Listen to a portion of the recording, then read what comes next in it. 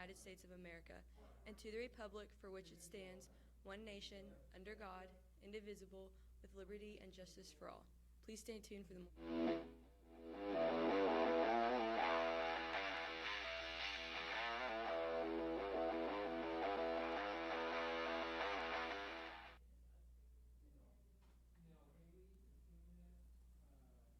Buenos días, buenos días, buenos días. Hoy es el 31 día de agosto, lunes, y es un día A. Yo soy su director Díaz, buenos días, y quiero empezar los anuncios esta mañana.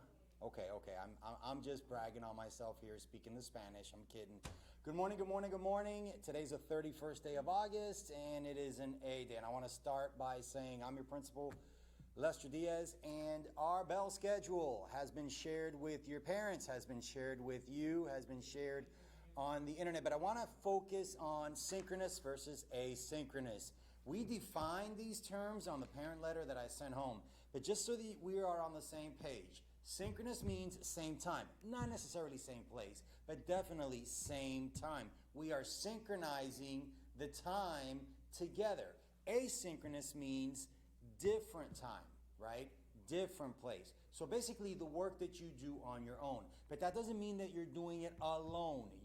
There are assignments your teachers will give you that are group assignments. There are assignments your teachers will give you that you will engage in email, phone calls, or chats back and forth with your teachers or tutors or some of your peers. So the biggest thing I want you to understand is synchronous time. We've been using Zoom during the synchronous time. Your teachers have the prerogative to extend the synchronous time for concepts and themes that are more complicated and need more time on task, right? So if you're not getting it, there may be sessions within your school day that go a little longer than the 30 minutes. We set that up as a school as a bare minimum of time for you to be with your teachers online. And we need you online with your teachers so that we can take attendance. We're taking attendance every time a teacher schedules or has a scheduled synchronous session. We're taking attendance. We want to make sure that you are there getting the help you need. So we're going to take attendance every day, every block, and Wednesdays for sure on first block because of our morning announcements. We want to make sure that we are clear on the attendance expectations. Guys, I hope you had a great weekend. And as we look forward to this week and next week and the weeks following, you have to understand that school will ramp up, right? We will start scaffolding up and increasing the level of rigor, the level of engagement, the things that we're doing in classes. So I've been visiting classes every single day.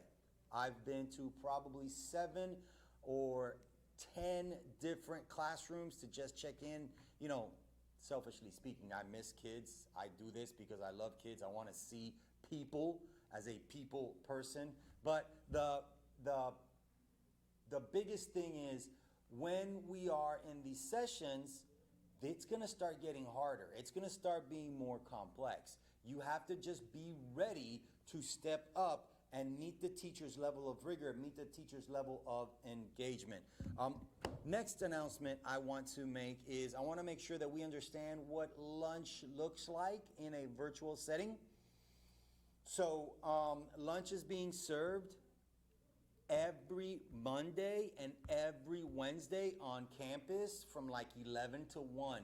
You don't have the flexibility to come in from 11 to 1. You really have the flexibility to come in from like 11 to 12:20 between those synchronous sessions, between second and third block. But on Monday, we're serving 2 lunches, Monday and Tuesday. And then on Wednesday, we're serving 3 lunches, Wednesday, Thursday, and Friday. So I want to make sure that you have the opportunity to come in and get a free lunch. Remember, we're a CEP school, right? So take advantage of that.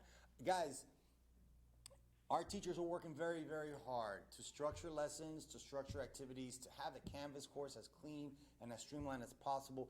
I want you to be ethical. I want you to do the right thing. I want you to make sure that you are turning in your assignments on time. I want you to make sure that you are clear on what your expectations are for that class. Over communicate with your teachers, right? Be very clear and overt on what it is that they want you to do. Learning intentions and success criteria have been a theme for us. We want to tell you, this is what we want you to know. This is how we're going to teach it to you, and this is how we know whether you got it or not, right? Those things are important to us because they make the instructional core, the instructional process work better. My last message for you today is, I know you're on social media.